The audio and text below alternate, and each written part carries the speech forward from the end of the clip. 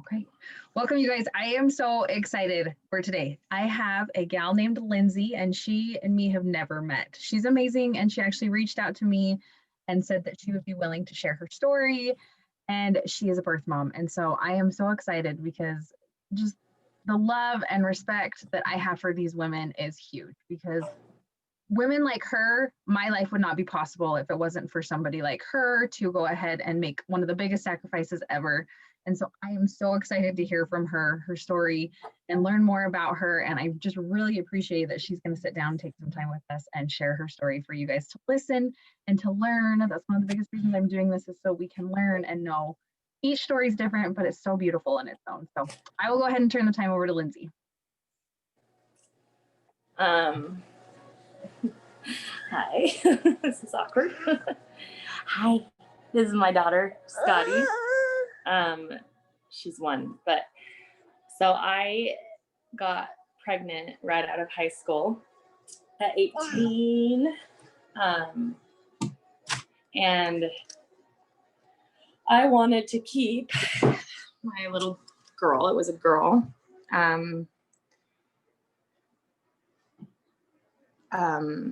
From like day one, because I've always wanted to be a mom, and being a mom has been my goal in life, and I was all excited and everything, and but I wasn't married, and the guy was not interested in getting married. Well, no, he wasn't interested. He thought it wasn't even his, which is really stupid. He kept saying it wasn't his, and but anyways, and so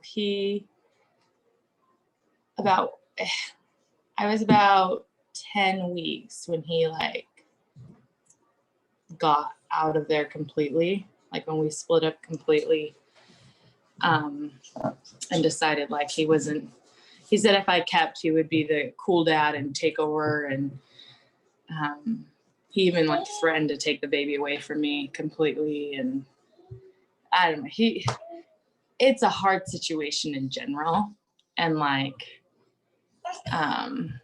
he wasn't ready, and the circumstances were just bad, and I was young and ignorant, and I didn't know what being a parent included. And it is tough being a mom now that I am a mom. But I really just wanted to keep her, but I went and walked around my church building when I was 6 months pregnant. My mom wanted me to place for adoption. I've been going to a support group for adoption, birth moms, which was way helpful. But I still didn't want to. But I wanted to be around people who understood being pregnant out of wedlock. So that's why I went to the meetings. And then finally at 6 months, I went and walked around this church, and I just said a prayer. Like, what should I do? I finally was willing to put it in God's hands. It took a lot of time to do that. And it was like lightning, like, this baby's not yours. And it was the hardest answer to prayer I've ever received. It was the hardest,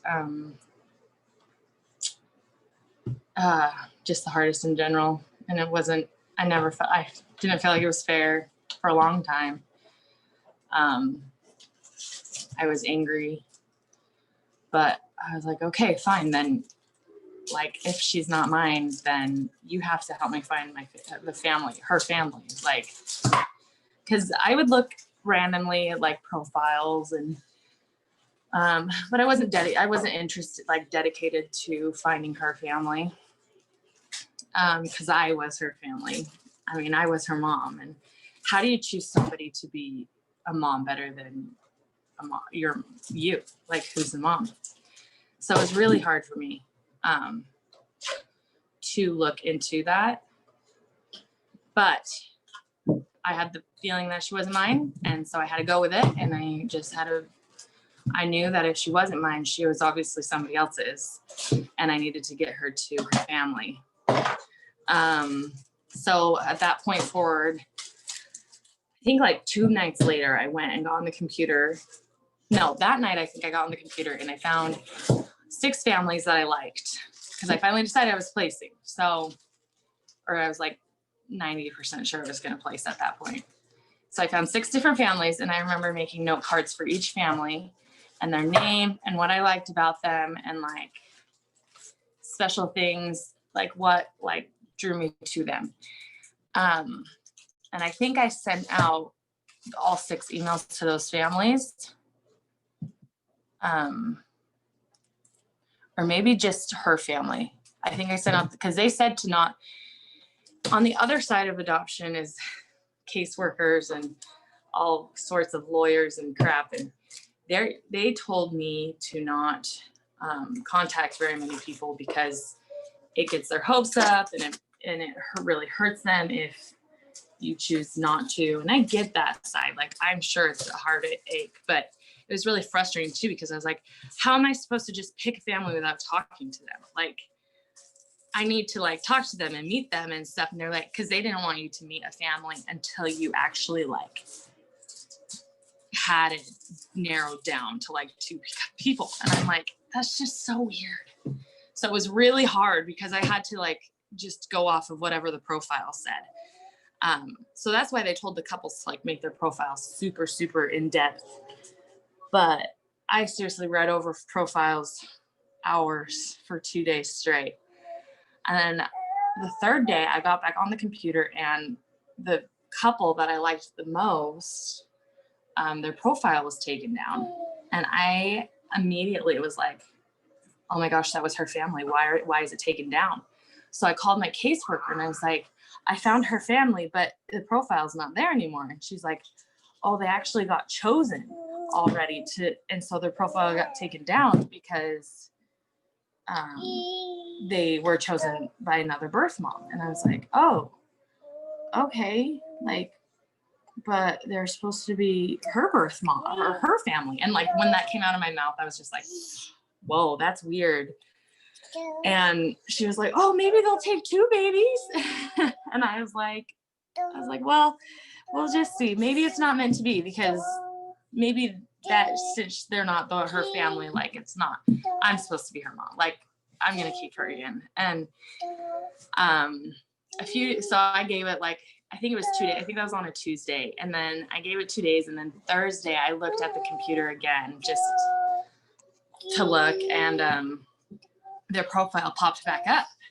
So I messaged them on their profile, and I was just like, hey, I like had heard you guys were talking to another birth mom and got a baby. And I was just curious how that was going.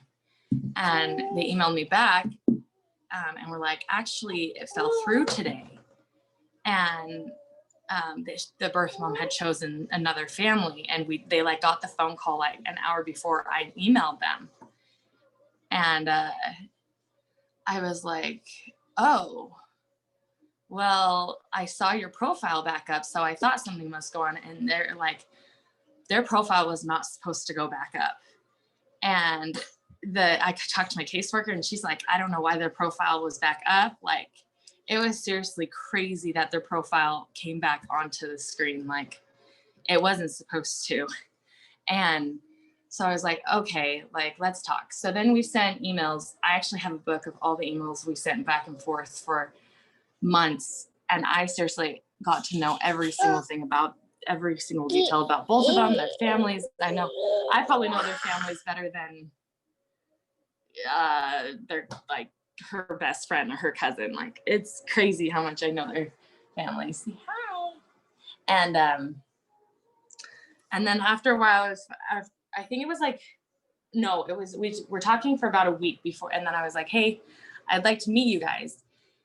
And Jamie was going out of town that next day, and she's like, I'm going out of town, but I really want to meet you. Let's do breakfast, like first thing in the morning, 6 a.m. And I was like, okay, like maybe, because I was all freaking out. But we ended up meeting at going to breakfast at like, I think it was like Denny's or something, or IHOP. And she brought me a scrapbook because I like to scrapbook.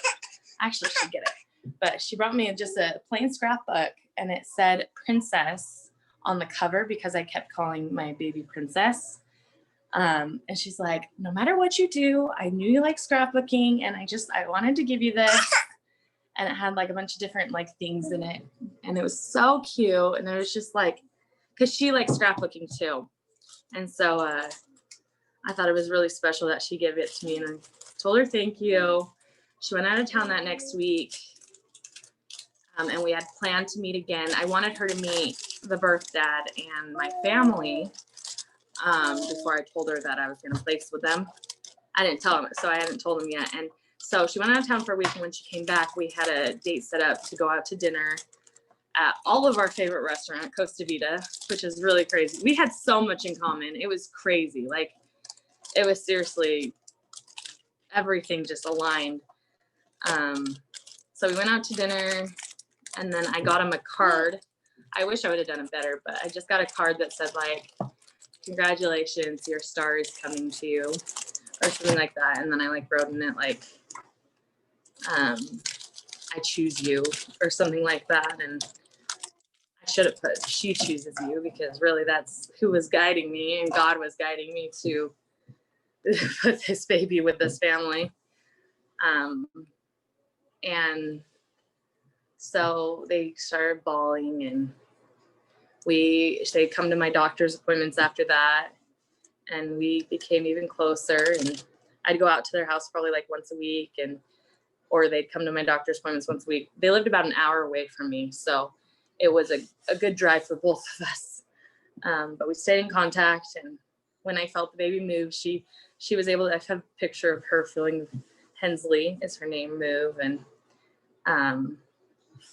they picked out 3 names that they liked of her, and asked me what my favorite was, and I said Hensley, and so they named her Hensley. Her middle name is L for Lindsey, so it's Hensley L. And then so then I had her December 2nd, 2009 at 3:01 p.m. And I called them on the way to the hospital, and she's such a chatter, so like for like 5 minutes, she was just telling me about all her burp cloths she's got done. The baby room's all set up. And I was like, oh, cool. Like, just so you know, like I'm heading to the hospital. And she was like, what? I was like, I think it's a false alarm, but my pants are wet. So I'm going to just go get it checked out. And so they were in the room with me when I delivered. They actually stayed in the room with me the whole time. They both slept on the couch, the very uncomfortable couch. It was so nice. Now, after having babies after that alone, I'm like, I mean, my husband's been there, but still, sometimes I have 2 people. I got pampered. But it was a weird situation. All the nurses like came in like, okay, so who's the mom? And I was like, I'm the mom, but they're the parents. Like, but it was cool. It was a really cool experience to be able to share all of it with them. Because I wanted, like, Jessie cut the cord. Her dad, he cut the cord when she came out, and Jamie was the first one to hold her. And I wanted them to feel all the feels, because I knew I would get my own kids one day, and I knew like I would get that chance. So I let them do almost everything. And then when she came home from the hospital, that first night was so hard. I cried myself to sleep that first night. But then I got a good night's rest. I was like, holy cow, all moms need this. Just kidding. But then that next day I went and visited again. And I think I went like every day for a week or something, because I mean, it was a complete open adoption. I should add that. Like, we became best friends and still are, and they let me take my time in healing. They were very, very willing. I tried to be very respectful of them, though. I tried never to take advantage of it. And I think we both knew, we both knew that we wouldn't. There was only one time that I was crying and I was like, I've got to come over right now. And she's like, of course. Like, but other than that, that first year was really tough. It was really hard. The first 4 months were probably the hardest. I was so depressed. It was hard, but I would do it again because that was her family and that was meant to be. And I would take my heart any day for her happiness, just like us moms would. And we're still great friends. Jamie and I, we call as much as we can with 3 kids. She's ended up adopting 2 boys since. One, her boy after Hensley was my best friend, got pregnant. And she saw how good of a relationship we had. And so she placed her son with them. So they're like 14 months apart. They were so close. And then a few years later, one of Hensley's therapists, OT or something, her best friend got pregnant and placed with them. So they told me that I brought all 3 babies to them. So they've got 3 kids. They're actually they put their profile up last year again to maybe adopt 1 more, but they got a scammer, and it was really hard. Somebody who just wanted attention and money, and they gave a lot and didn't get anything. It was really hard on them. But luckily they know that not everyone's like that beforehand, but it's so hard for beginning adopted parents who are looking, and these scammers are coming out and just, I don't know. It's a hard situation because, I mean, I know way too much about the adoption process now, but like these adopted parents like have to go through so much work and money, and it's just ridiculous how much time and energy they have to go through to adopt a baby. And I could have, even though I told them that she was their baby, I had up till, I think it was only 2 days after I placed, but I had those 2 days, I could have changed my mind at any time without any legal problems.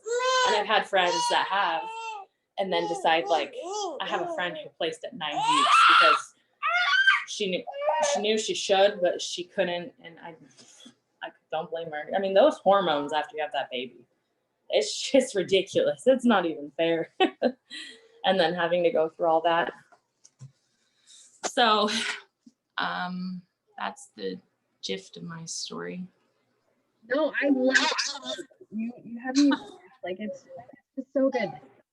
Because you and the other birth mom that I've both spoken to, you guys have just known, and the mad respect that you have for these parents that are adopting, it's just amazing. And I don't know if you've heard me say this on any watched my videos, but my mission, like in doing this, I really with my whole heart want to open up a nonprofit adoption agency so I can connect families with birth moms, and nothing has to, like, I want situations, there's been amazing, like yours and the girl that I interviewed yesterday, just amazing situations with the adoptive families, and just that's what I want. But I don't want, like, I had no clue there were scammers, like no clue, like you totally taught me about that today, and to take that guesswork out of it so then they're connected and they know. And I love that both of you guys have wanted to bond with the families, because the girl told me yesterday, she's like, you can't see a family on paper.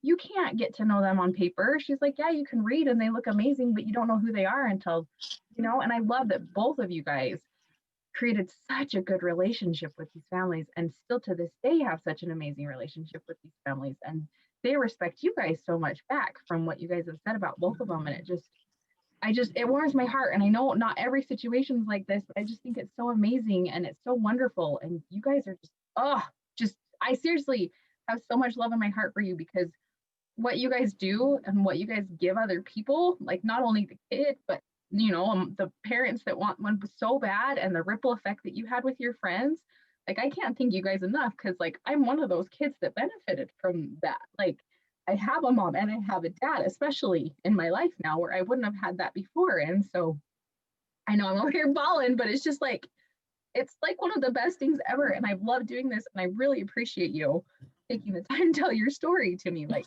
thank you so much. You're welcome. And not every birth mom wants an open adoption. Not every adoptive family wants an open adoption. My family, they've got the 3 kids. Hensley and I have a super open adoption. My best friend has decided to she's not a very open adoption. She still like sends him birthday presents and they see each other once every few years, but she's had too hard of a time to open up. She was actually adopted herself and came from an orphanage in Russia. And her story is just kind of crazy, but she has decided she just wants like a semi-open adoption, which they respect. But then the 3rd son, he actually goes to sleepovers at his birth mom's house.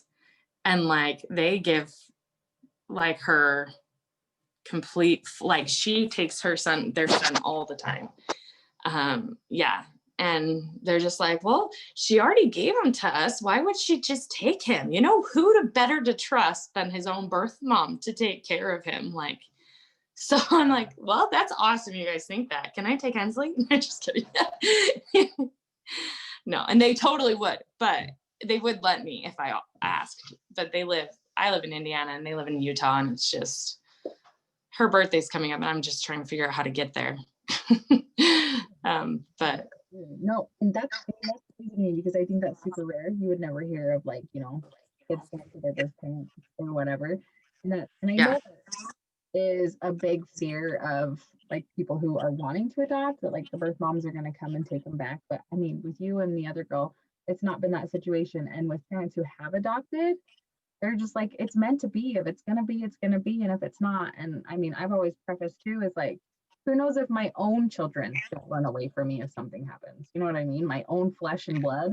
You never know. Like, you never know. And blood does not make you family. I'm sorry, but it doesn't. Like, it just, you know, it can be any form, shape, whatever. So another question, what advice would you give to maybe some fellow birth moms, like anybody who stumbles across this that may see this, like on hardships, good things, whatever? What advice would you give?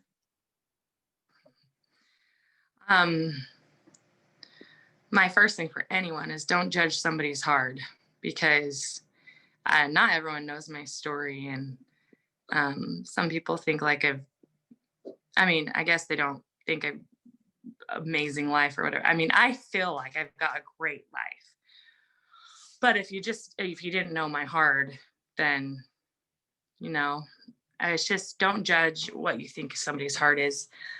And also, not every baby who's put up for adoption is because mother didn't want them. I absolutely hate that when people say that. Like, it gives me just the worst cringes, because I actually correct people when they say that, because it's like, no, that's not the case. For adoptive parents, I actually did research. My thesis in college was on open adoption versus closed adoptions. And the literature out there says how much open adoptions help the growth of the adoptee child. Like, just to know that they're adopted in general and like kind of where they come from, especially in the teen years, like they have less questions. And so, I mean, it is, you do what you do for sure, but it at least so they know that they are adopted has been proven to help the psyche of the child. I don't know how you were raised, but that was my thesis of my paper. And yeah, I think just being open to any kind of thing is huge. And if you find yourself pregnant and looking into adoption, I don't know. Good luck. The Lord will guide you.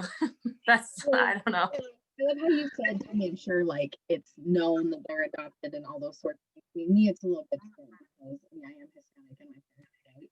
it's kind of a given. But Mhm. like one thing too from another fellow adoptee, because she's Black, she was saying how it goes kind of both ways, where people are like, well, do they know that you're their parents? Do they know that because of the color of her skin? She's like, her parents are like, duh.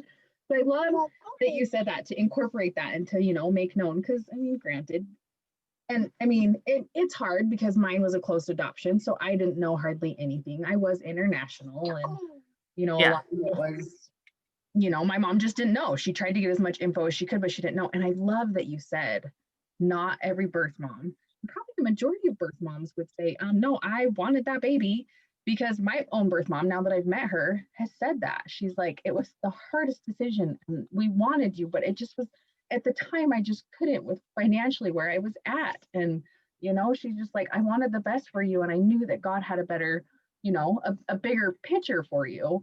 And she's like, it's never that I not wanted you, because I know when I met her, she was so worried I'd have so much hate and resentment. And that wasn't it at all. It was so much love and gratitude for what she did for me. And like, I just love you guys. Like, seriously, like, I don't even like hardly know you, but just like the birth mom, like, birth moms are amazing. Like, seriously, they're amazing. They make it like all possible with this adoption to those wonderful families that can't, birth their own children per se. So I just love I it. met a teen who was adopted once, who was having a really hard time with it, and having a thought that like her mom didn't want her. And I just remember bawling and going and giving her a hug and saying, I'm sure your mom wanted you, your birth mom wanted you. And even more, your adoptive parents want you. Like, and she just was having a hard time. So her adoptive mom actually brought her to our birth mom group so she could kind of hear us birth moms talking. And that was so hard for me to hear, just because I would never want my daughter to think that ever. And so it would break my heart. And for people to say, like, I've had people say to me, well, I've had one person say, I can't believe you did that. Like, how could a mother not love their child or something like that? And I was just like, I'm going to kill you. That's not the case. Because I think it's so much love. There's so much love and sacrifice that goes into it for you guys to take that huge step to do that. And every single adoptive mom that I've talked to so far, and even my own mother told me this, is your birth mom loved you so much that she did this for you. Like, she loved you so much for you to be with us and to have us be your family. And every single adoptive mom that I've talked to has said that. And so I think that helps with the foundation with a lot of the kids too, because then they know, my mom loved me so much in order to do this for me. And people said that, like, no. And so have you had birth mom support groups? Because the other gal I talked to, she said that they had, like, after babies were gone, they had support groups, and it was just like the best thing ever, because it was other moms that were there to support each other physically, tangibly, not just like over paper. Yeah, I went to one for a while. I went through a very dark period afterwards, and I don't know. I had said some things to some good friends in the birth group that I regret to this day, and I've told them I'm sorry, but I kind of burned bridges that I shouldn't have. I was very bitter for a long time afterwards. So I started going to therapy afterwards. And that actually helped a lot. Like, just personal therapy versus the birth mom therapy groups. So I got with a therapist and she fixed me up. And I think that, there's like, and I love that you said the birth parents let you grieve to how long you needed to grieve, because I honestly don't think there's a timeline. There's no timeline for how long it takes to grieve or have those feelings. So that's amazing. There isn't. And I've had people place and the next day they're like, well, I know what I did was right. So why would I be sad? And I'm like, you're awesome. You're more awesome than me, because I definitely did not think that way at all. So anything else that you want to share? Sorry, what? No, you're good. Anything else that you want to share? No, I can't think of anything. Well, seriously, thank you so much, Lindsey, for taking some time and sitting down with me and educating me more on this. And I know, like, everybody who's been watching these videos are so pumped and excited to watch On the Birth Moms because it's just a whole different perspective you don't hear as much. So I really appreciate you. Thank you for sitting down and doing this. I know you were hesitant, but I really appreciate you doing it. Thank you. You're welcome.